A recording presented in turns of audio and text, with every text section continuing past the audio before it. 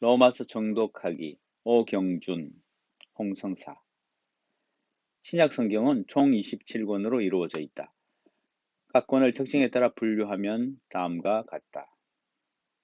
복음서는 예수님의 생애와 교훈을 기록한 4권의 책이다.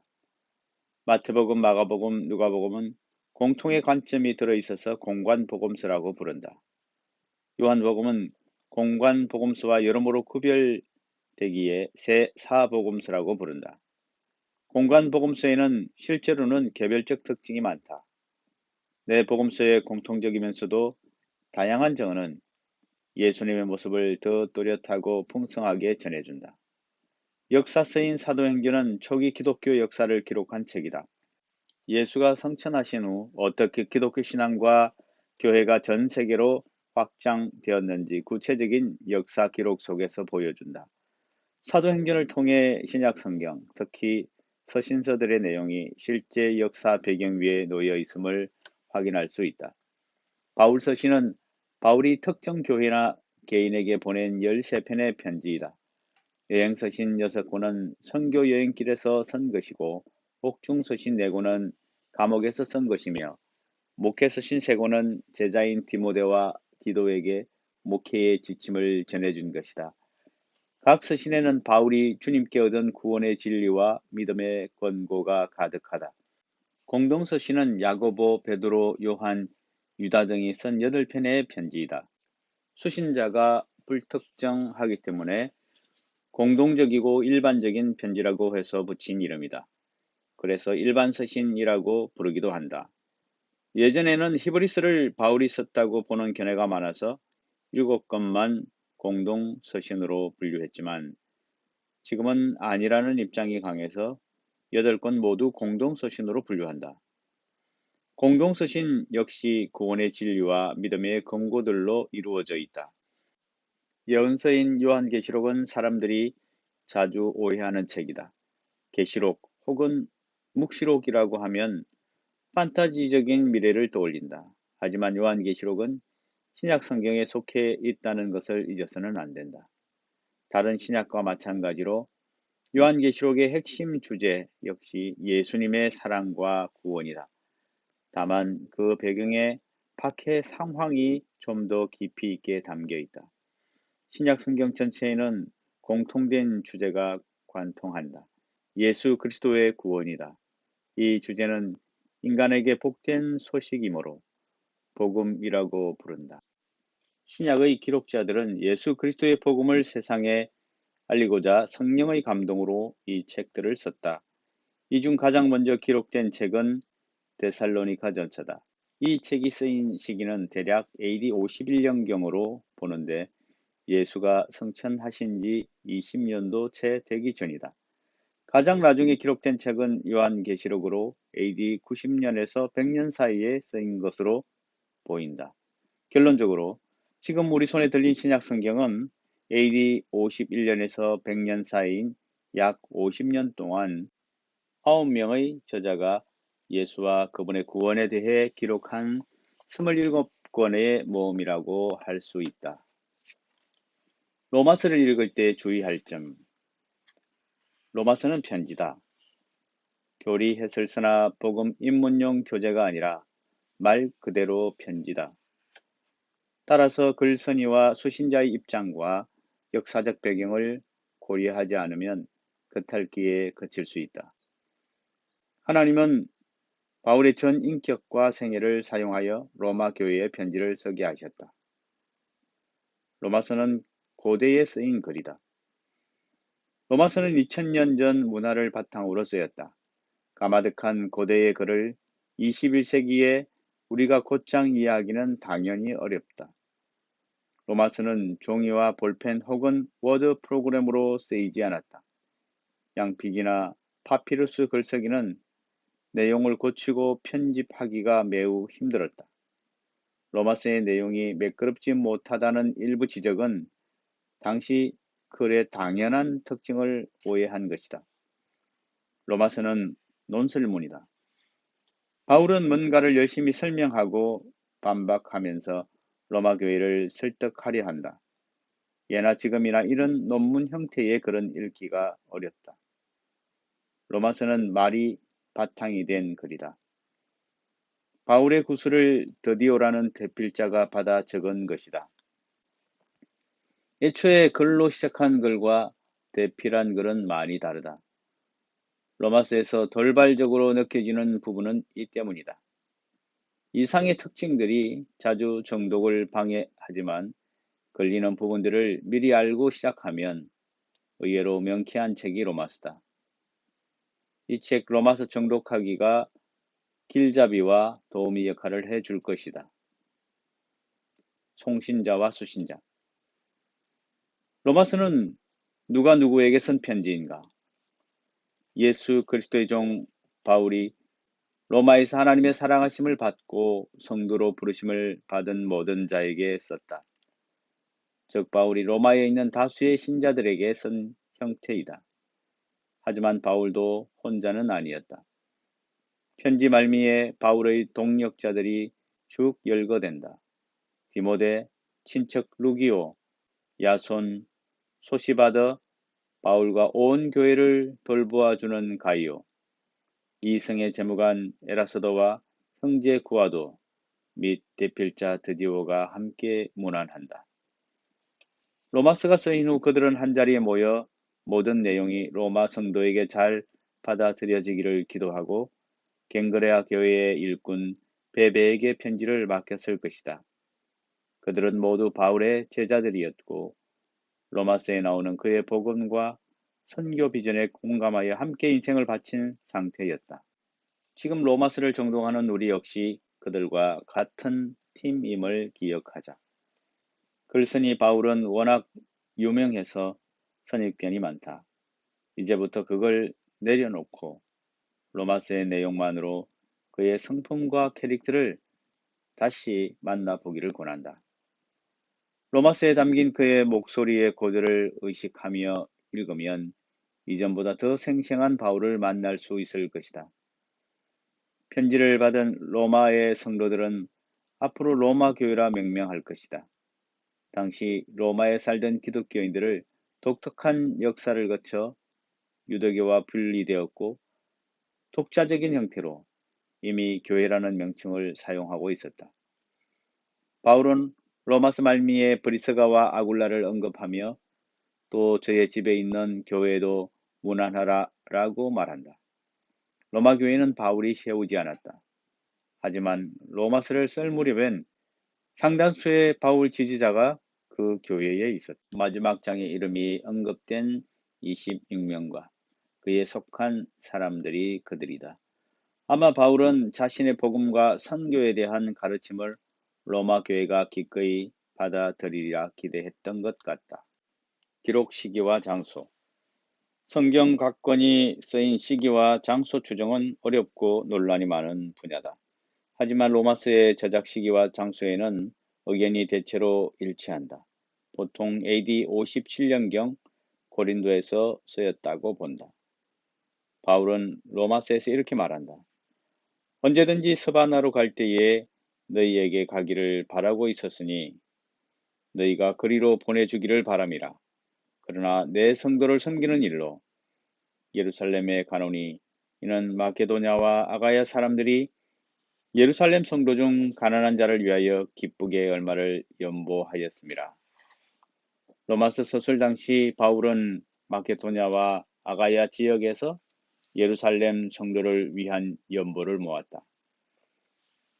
아가야는 고린도를 수도로 하는 지방 이름으로 마게도냐 바로 아래 지역이다.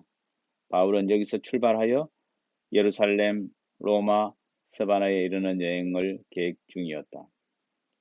이 계획이 사도행전의 한 부분과 정확히 일치한다. 이 일이 있은 후에 바울이 마케도냐와 아가야를 거쳐 예루살렘에 가기로 작정하여 이르되 내가 거기 갔다가 후에 로마도 보아야 하리라. 사도행전 19장 21절. 이 스케줄은 3차 선교여행 중에 나온 것으로 2차 여행 종료 후에 약 5년이 흐른 뒤였다.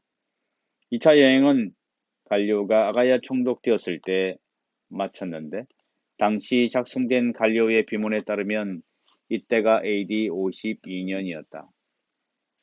여기에다 5년을 더해 AD 57년이 바로 로마서 서술을 마친 바울이 연보를 가지고 예루살렘으로 떠난 때였다.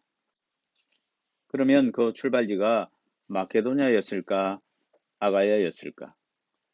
바울은 로마 교회에게 내가 갱그리아 교회의 일꾼으로 있는 우리 자매 베베를 너희에게 추천하노니 너희는 주 안에서 성도들을 합당한 예절로 그를 영접하라고 말했다. 갱그레아는 고린도의 항구 마을이고 그 지역 교회의 사역자였던 베베는 거기서 편지를 가지고 로마로 출발했음이 분명하다. 따라서 편지 작성지는 고린도였다. 바울은 나와 온 교회를 돌보아주는 가이오도 너희에게 문안하고 이생의 재무관 에라스도와 형제 구아도도 너희에게 문안한다고 했는데 가이오와 에라스도 역시 고린도 출신이다. 종합하면 바울은 AD 57년 고린도에서 로마서를 완성한 후 베베에게 맡기고 예루살렘으로 떠난 것이 확실하다. 덧붙이면 1929년 고린도에서 발굴된 바울 시대의 비문에 에라스도는 조영관직에 보답하여 자비로 이 도로를 놓았다라는 문구가 새겨져 있었다. 관직명이 달라 논란이 있지만 로마서에 등장한 재무관 에라스도와 동일한 인물일 가능성이 있다. 재무관 다음 직급이 조영관이다. 로마 교회의 기원. 로마서의 분위기는 다른 바울 서신과 조금 다르다. 바울이 로마 교회의 개척자가 아니었어다. 자기가 세운 고린도 교회에 바울은 내가 매를 가지고 너희에게 나아가랴 하며 혼을 냈고 갈라디아 교회는 어리석도다 갈라디아 사람들아 라고 야단쳤다. 하지만 로마서에서 바울은 조심스러운 태도를 보인다. 내 형제들아 너희가 스스로 선함이 가득하고 모든 지식이 차서 능히 서로 권하는 자임을 나도 확신하노라. 그러나 내가 너희로 다시 생각나게 하려고 담대히 대략 너희에게 썼노니. 로마의 복음이 처음 들어간 건 언제였을까? 타키투스라는 역사가는 AD 64년에 있었던 네로의 로마 기독교 박해를 기록했고 수에토니우스는 AD 49년에 클레스투스에 의한 유대인 소유 및 추방 사건을 기록했다. 이 기록들은 로마의 기독교 역사가 상당히 오래되었음을 시사한다. 하지만 대부분의 학자들은 로마 기독교의 기원을 밝히기 어렵다는 입장이다. 확실한 기록이나 증거가 없었어다. 그래도 사도행전에는 의미 있는 힌트가 나온다. 사도행전의 종착지가 로마다. 마지막 장을 보면 이렇다. 그래서 우리는 이와 같이 로마로 가니라. 그곳 형제들이 우리 소식을 듣고 아비오 광장과 트레이스 타베르네까지 맞으러 오니 바울이 그들을 보고 하나님께 감사하고 담대한 마음을 얻으니라. 그곳 형제들은 당연히 로마 교회 성도들로 4년 전 바울이 보낸 로마서를 이미 읽은 상태였다. 우리라는 주어의 글쓴이가 포함된다면 로마까지 동행했던 사도행전의 저자 누가는 로마 교회로부터 그곳 기독교의 기원과 역사를 직접 들었을 확률이 높다. 그렇게 보면 또 다른 기록 하나가 눈에 들어온다. 오순절에 성령을 받은 사람들은 성령이 말하게 하심을 따라 다른 언어들로 말하기를 시작했다. 그때의 경건한 유대인들이 천하 각국으로부터 와서 예루살렘에 머물러 있었는데 다 놀라 신기하게 여겨 이렇게 고백했다. 우리가 우리 각 사람이 난 곳 방언으로 듣게 되는 것이 어찌 됨이냐. 우리는 바데인과 메데인과 엘람인과 또 메소포타미아, 유대와 갑바도기아, 본도와 아시아, 부르기아와 밤빌리아, 애굽과 구레네에 가까운 리비아 여러 지방에 사는 사람들과 로마로부터 온 나그네 곧 유대인과 유대계에 들어온 사람들과 그레데인과 아라비아인들이라. 누가는 총 16개 지역을 언급하면서 유독 로마에서 온 순례자만 따로 떼어 상세히 설명했다. 이건 어쩌면 사도행전의 최종 목적지로 등장할 로마 교회의 기원에 대한 암시가 아닐까? 이런 추정은 로마서의 또 다른 언급에서 심화된다. 바울은 16장에서 최소 26명 이상의 사람들을 거론하며 문안을 전했다. 그중 내 친척이요 나와 함께 갇혔던 안드로니고와 유니아에게 문안하라. 그들은 사도들에게 존중이 여겨지고 또한 나보다 먼저 그리스도 안에 있는 자라 라는 증언이 있다. 우리가 아는 대로 바울은 다메섹 도상에서 AD 36년경에 회심했다. 오순절 사건은 전통적으로 AD 33년인데 이로보와 바울보다 먼저 그리스도 안에 있었던 두 사람은 지상의 첫 교회인 예루살렘 교회와 관련이 있어 보인다. 특히 그들이 사도들에게 존중이 여겨졌다는 증언에서 더욱 그렇다. 복음이 이때 로마에 도착했을 가능성이 희박하므로 로마 출신인 안드로니고와 유니아가 바울보다 먼저 그리스도 안에 있으려면 사도행전이 말하는 오순절의 예루살렘 순례객, 즉 로마로부터 온 나그네의 일원이었을 가능성이 높다. 만약 그렇다면 두 사람은 오순절 성령 강림 후 베드로의 설교를 통해 세례를 받고 예루살렘에 머물면서 사도들의 칭찬을 얻을 만큼 열심히 섬기다가 스데반의 순교 후 바울이 주도하는 박해가 시작되자 동료들과 로마로 되돌아갔을 것이다. 로마에 돌아온 그들은 당연히 유대인들에게 예수 그리스도를 전했을 것이다. 이때가 로마에 처음 복음이 전해진 순간이었다. 그런데 뜻밖의 일이 발생했다. 유대인들 중 믿음을 받아들인 수용파와 거부파가 나뉘어 분쟁이 시작된 것이다. 이 갈등은 10년이 넘게 진행되면서 심각한 지경에 이르렀다. 당시 로마에는 약 5만 명의 유대인과 13개의 해당이 있었는데 이들의 분쟁은 결국 황제의 심기를 건드리고 말았다. 앞서 언급한 수에토니우스의 기록이 이를 증명한다. AD 69년생인 수에토니우스는 로마의 12황제들에 대한 전기를 썼는데 4대 황제 클라우디우스 때 이런 사건이 있었다고 기록한다. 클레스투스에 의해 선동되어서 유대인들이 계속 소요를 일으키기 때문에 이들을 로마로부터 추방했다. 이 사건은 사도행전의 증언과 정확히 일치한다. 2차 선교 여행 중 바울이 고린도에 갔을 때 아굴라라는 본도에서 난 유대인 한 사람을 만나니 클라우디오가 많은 유대인을 명하여 로마에서 떠나라고 한 고로 그가 그 안에 브리스길라와 함께 이달리아로부터 새로 온지라 라는 진술이다. 아마 아굴라와 브리스길라 부부는 귀한 순례자들을 통해 믿은 초기 신자였던 것 같다. 하지만 신앙적 분쟁으로 모든 유대인이 추방되면서 고린도로 떠나온 그들은 바울과 생업이 같으므로 함께 살며 일을 하게 되었다. 어쩌면 동대문 원당 시장 같은 곳에서 처음 만났을 것이다. 부부는 곧 바울의 동역자가 되어 따라다니며 에베소에 머물렀다. 이후 에베소에는 언변이 좋고 성경에 능통한 아볼로를 데려다가 하나님의 도를 더 정확하게 풀어주었고 아볼로는 이 평신도 부부에게 수고리고 한 수 배웠다. 아볼로와 브리스길라 부부가 바울을 만나 복음을 더 확실히 깨달았다는 증거다. 그렇게 5년이 지난 후 클라우디우스가 죽었다. 이를 기점으로 추방된 유대인들은 로마에 귀환했다. 하지만 아굴라 부부 계열의 그리스도파 유대인들은 정통 유대인들의 겁으로 회당 복귀가 녹록지 않았을 것이고 이 때문에 또 분쟁이 발생한 것도 피하고 싶었다.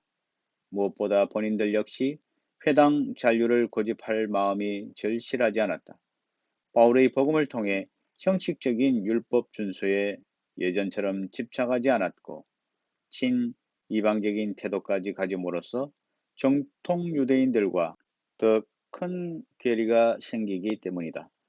마침내 이들은 회당과 완전히 분리된 독자적인 기독교 공동체를 세우고 이방인들도 받아들이기 시작했다. 이 포교는 크게 성공하여 바울이 로마서를 쓸 무렵인 3년 뒤에는 이방인 교인들의 수가 유대인들을 능가했던 것 같다. 하지만 이게 다는 아니다. 유대인들이 추방된 이후에 여전히 로마에 남아있던 또 다른 기독교인들이 있었다. 사도행전이 말한 로마로부터 온 나그네 곧 유대인과 유대교에 들어온 사람들 중 유대교에 들어온 사람들이었다. 흔히 개종자라고 불리는 이들은 이방인이지만 할례를 통해 유대인으로 인정된 자들인데 매우 율법적인 사람들이었다. 로마서의 심연을 보려면 이들을 염두에 두어야 한다. 로마서를 깊이 읽으시려는 분들께는 흥미로운 심화 과정이 될 것이다. 로마서의 논지. 어떤 주장을 담은 논설문은 대개 다음과 같은 특징이 있다. 첫째, 양괄식 구성이다. 서론에서 자기의 주장과 목표를 소개하고 결론에서 이걸 반복한다. 즉, 수미상관식이다. 둘째, 중요한 개념의 반복이다. 중요한 내용은 반복될 수밖에 없다. 국정연설이 마치면 기자들은 가장 많이 반복된 단어나 문장을 거론하며 논평한다. 이런 특성을 로마서에 적용하면 네 가지 뚜렷한 특징이 나타난다. 이들을 창문으로 삼고 로마서를 스캔해보자. 로마서의 모습과 구조가 드러날 것이다. 그 넷은 다음과 같다. 견고하다. 이 말이 담긴 문장은 로마서의 시작과 끝을 정확히 감싼다.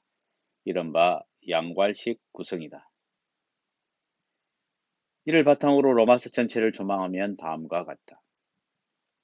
바울은 로마 교회를 견고하게 하려고 했다. 이를 위해 그는 로마 교회에 어떤 신령한 은사, 곧 영적인 선물을 주기 원했다. 그 선물의 정체는 편지 말미에 나의 복음과 예수 그리스도를 전파함으로 드러난다. 따라서 로마서의 핵심은 이 둘, 즉 바울의 복음과 바울의 예수 전파이다. 바울은 이 둘로서 로마 교회를 견고하게 하려 했다. 견고하게 하다는 성경 전체에 총 13번 나오는데 개역 개정은 보통 굳건하게 하다로 번역했다. 바울은 로마서의 목적을 서론과 결론에서 명확히 밝힌다. 바울의 복음과 바울의 선교를 통해 굳세고 견고한 로마 교회를 만들려 한 것이다. 이것이 로마서의 전체의 뼈대요 기본 설계도다. 요약. 바울은 어떤 영적인 선물을 로마 교회에 주려 했다. 그것은 바울의 복음과 바울의 선교였다. 이 두 가지가 로마 교회를 견고하게 할 것이다. 모든 믿는 자. 이 표현은 로마서에 총 5번 나온다. 이 구절을 한 곳에 모아보면 다음과 같다.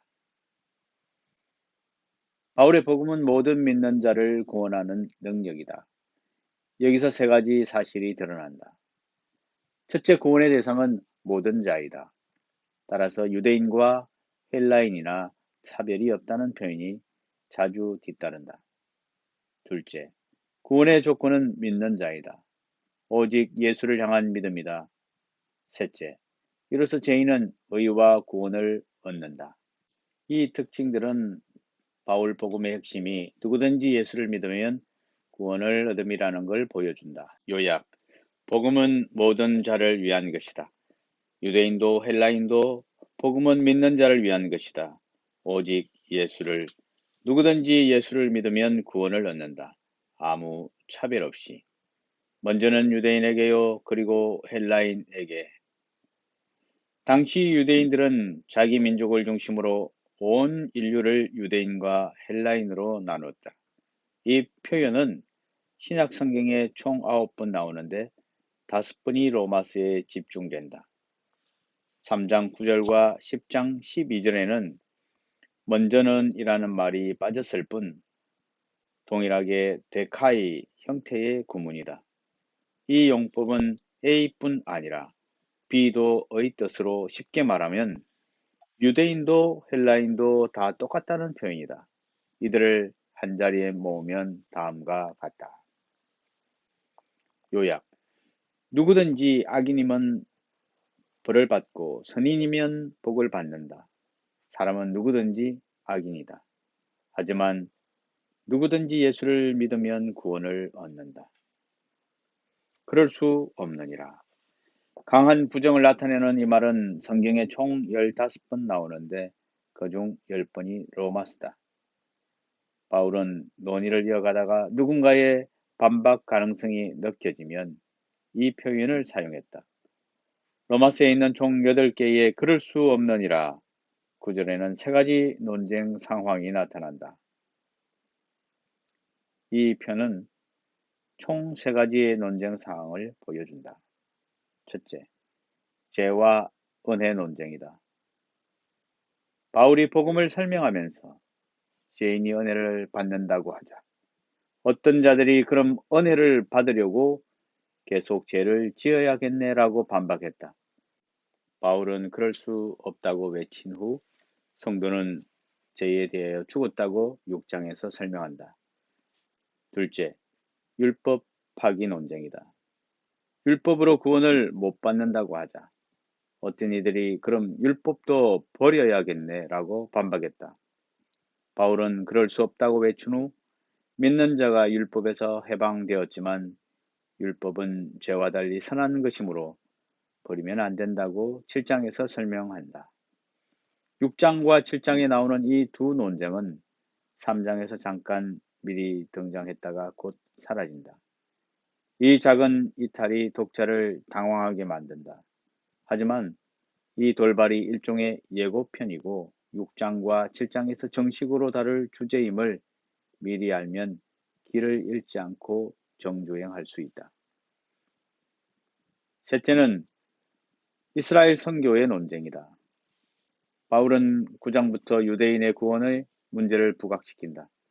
이것은 바울의 복음이 유대인의 위상을 깎아내리고 그들의 구원 가능성을 축소시킨다는 오해를 상쇄시키기 위해 나온 이야기이다. 로마서 전반부에서 바울은 모든 사람, 즉 유대인도 이방인도 차별 없이 구원받는다고 전했다. 하나님은 다만 유대인의 하나님이시냐, 또한 이방인의 하나님은 아니시냐, 진실로 이방인의 하나님도 되시느니라. 이방인들은 이 선포가 반갑지만 유대인의 선민의식은 상처 입을 수밖에 없었다.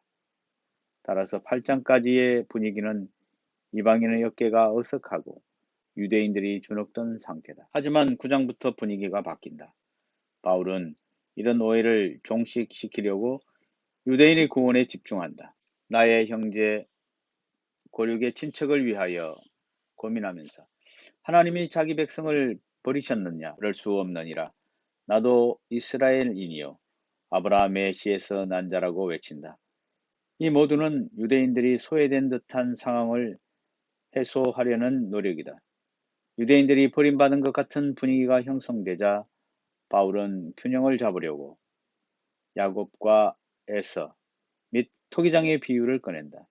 흔히 이 말씀을 하나님의 임의적인 선택과 주권 강조로 해석한다. 사실은 그와 반대다. 오히려 하나님의 주권 포기와 모든 일을 품으시려는 사랑이 핵심이다. 천이슬 진노의 그릇도 오래 참으심으로 관용하시고 영광의 그릇으로 기이 만들었지만 현재는 버려진 것 같은 유대인도 다시 긍휼의 그릇으로 구원하신다. 그래서 바울은 곧이어 이방인들에게 그 가지를 향하여 자랑하지 말라고 꾸짖은 것이다.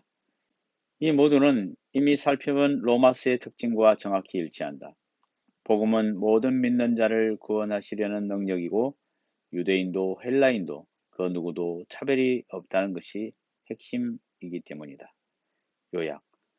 바울의 복음은 필연적으로 이상 3가지 논쟁을 이야기한다. 모든 죄인이 오직 믿음으로만 구원을 얻는다면 죄를 간용하자는 말이냐? 율법은 버리자는 말이냐? 유대인들은 선민이 아니란 말이냐? 라고 따질 수밖에 없다. 이에 대한 답변이 그럴 수 없느니라. 로마서의 3가지 암초. 로마서를 읽다 보면 흐름이 끊기는 곳들이 있다. 혹자는 이런 부분들로 인해 로마서가 일관성이 약하다고 지적하지만 오해다. 이미 밝힌 대로 로마서는 바울의 연설이 모체다. 연설은 글과 달리 잠시 논지의 흐름을 벗어날 때가 있다. 잘 활용하면 청중에게 색다른 긴장을 주기 때문이다. 물론 제자리를 못 찾아 산으로 가기도 한다. 하지만 잠시 샛길로 나간 이야기가 정확히 돌아오고 뒤에서 새로운 주제와 결합될 때 청중은 오히려 감동과 깨달음을 얻는다. 이런 연설은 지루한 평론이나 교장 선생님식 훈화보다 훨씬 역동적이고 정교하다. 로마서가 그렇다. 돌발적인 부분이 있지만 결코 산으로 가지 않는다. 정확히 제자리로 돌아오고 곧이어 정교한 그림으로 되살아난다. 이제 로마서 안에서 이런 부분들을 살펴보자. 첫 번째 암초. 이 단락은 로마서의 거대한 암초이다. 1, 2장에서 잘 진행되던 흐름이 3장에 들어오면서 뚝 끊기기 때문이다. 하지만 이 암초를 제대로 이해하면 로마서의 통일성에 감탄하게 된다. 이 구절 직전에 바울은 가식적인 유대인 계통들을 야단치고 있었다. 하나님의 이름이 너희 때문에 이방인 중에서 모독을 받는도다. 그래서 표면적 유대인이 유대인이 아니요 할례는 마음의 할지니라는 질책으로 이 장을 끝냈다. 그런데 3장에서 질책이 칭찬으로 바뀐다. 그런즉 유대인의 나음이 무엇이며 할례의 유익이 무엇이냐? 이 장의 발언의 심기가 불편해진 유대인들을 달래줄 필요가 있었다. 하지만 그렇게 나온 유대인의 나음은 더 이상 언급되지 않는다. 대신 엉뚱한 이야기가 이어진다. 3장 3절에서 5절에서 바울은 인간의 불신과 하나님의 미쁘심, 인간의 거짓과 하나님의 참되심, 인간의 불의와 하나님의 의를 대립시킨다. 그리고 인간에게는 심판이 마땅하다는 결론을 내린다. 그런데 7절에 이르러 바울은 인간의 거짓말과 하나님의 참되심을 다시 대립시키면서 다른 결과를 말한다. 이번에는 어찌 심판을 받으리요 라는 말로 심판받지 않음을 강조한 것이다. 이 수수께끼 같은 진술은 8절에서 또 한 번 돌변한다. 그러면 선을 이루기 위하여 악을 행하자 하지 않겠느냐. 어떤 이들이 이렇게 비방하여 우리가 이런 말을 한다고 하니 그들은 정죄받는 것이 마땅하니라. 도대체 바울은 무슨 말을 하고 싶은 걸까? 이상과 같은 난해함 때문에 의욕 넘치던 로마서 정독은 살며시 통독으로 바뀐다. 로마서 전체가 미궁처럼 느껴지기도 한다. 이제부터 간략하지만 명확하게 이 단락의 실체를 알려드리겠다. 우선 로마서 전체의 흐름에서 3장 1절에서 8절은 완전히 분리된 조각이다. 따라서 이 부분을 가감히 빼고 2장 끝에서 곧장 3장 9절로 넘어가면 모든 이야기가 정확히 이어진다. 1, 2장까지의 내용은 이방인도 죄를 지어 심판받고 유대인도 죄를 지어 심판받는다는 것이다. 이 주장이 유대인이나 헬라인이나 다 죄 아래에 있다. 의는 없나니 하나도 없으며 라는 선언으로 1차 완성된다. 이 사상은 모든 사람이 죄를 범하였음에 하나님의 영광에 이르지 못하더니 그리스도 예수 안에 있는 속량으로 말미암아 하나님의 은혜로 값없이 어렵다 하심을 얻은 자 되었느니라 에서 완전한 결말에 이른다. 그러면 이 사이에 왜 함정 같은 3장 1절에서 8절이 끼어 있을까? 사실 이 부분은 바울이 설명하는 복음의 전체 밑그림이면서 앞으로 로마서가 진행될 방향을 미리 보여주는 예고편이다. 이 단락은 총 3조각으로 이루어져 있다. 첫째 조각은 3장 1, 2절이다. 여기에 갑자기 유대인의 나옴이 등장한 것은 이미 살펴본 대로 방금 전 유대인을 너무 비하했기 때문이다. 하지만 꺼내고 보니 너무 일렀다. 뒤에 9장에 가서 심도 깊게 논할 주제였기 때문이다. 그래서 이 꺼내다만 유대인의 나옴이라는 주제는 9장 4, 5절에서야 구체적인 8가지로 나열된다. 그리고 이방인들로 유대인들에게 교만하지 말라는 경고로 이어져 마침내 유대인들이 구원을 받으리라로 마무리된다. 둘째 조각은 3장 3절에서 7절이다. 언뜻 복잡해 보이지만 이 부분에는 패턴이 있다. 하나님과 인간 사이 내 쌍의 대립이다. 먼저 아래의 표를 보라. 인간은 악하고 하나님은 선하다. 따라서 인간이 심판받는 것은 당연하다. 바울은 인간에게 진노를 내리시는 하나님이 불의하시냐? 결코 그렇지 아니하니라 라는 선언을 1차적으로 던진다. 하지만 복음은 이 당연한 원칙을 뛰어넘는다.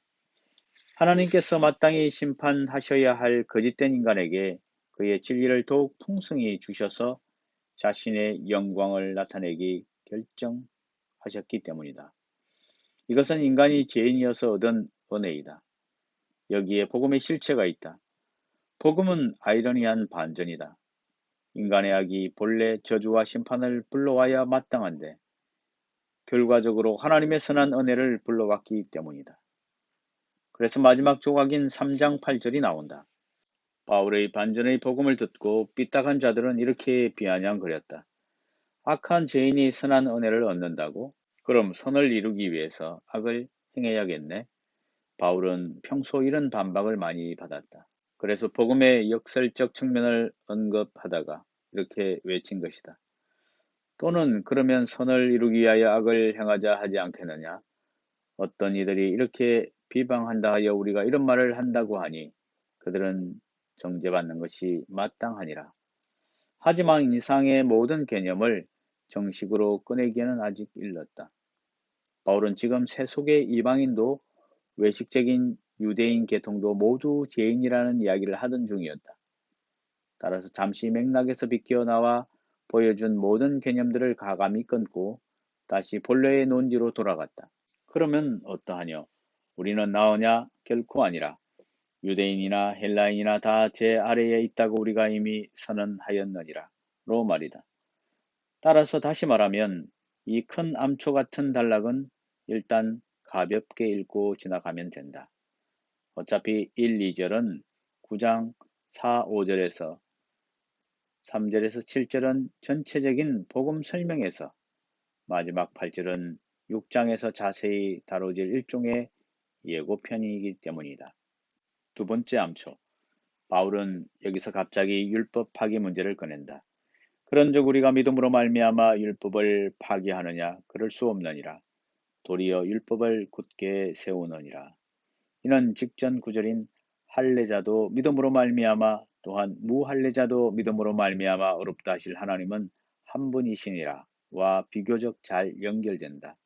하지만 율법을 굳게 세우느니라 하고 선언한 바울은 왜 율법을 굳게 세워야 하는지 설명하지 않고 곧장 아브라함 이야기로 가버린다. 전장에서 이미 살펴본 대로 이 율법 파기 문제는 나중에 7장에서 본격적으로 다룰 주제이므로 이 구절도 일종의 예고편으로 보고 안심하고 넘어가도 된다.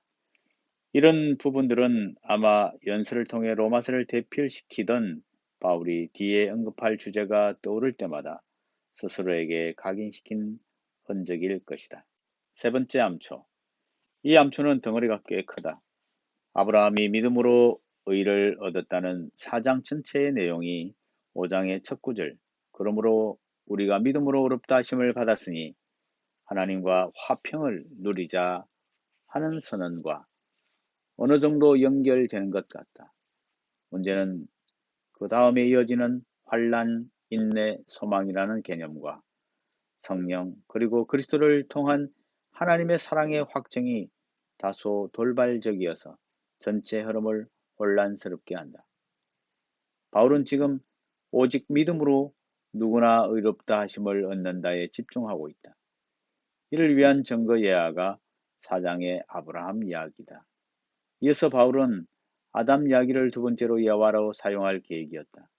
이 두 예화 후에도 넘어야 할 산이 많았다. 바울의 복음에 필연적으로 제기되는 반박들, 즉 죄와 은혜 논쟁, 율법 파기 문제 등을 6장과 7장에서 논해야 했다.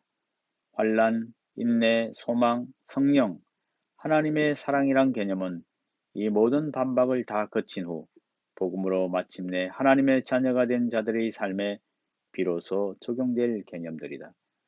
이 모두는 8장에 이르렀어야 제대로 등장한다.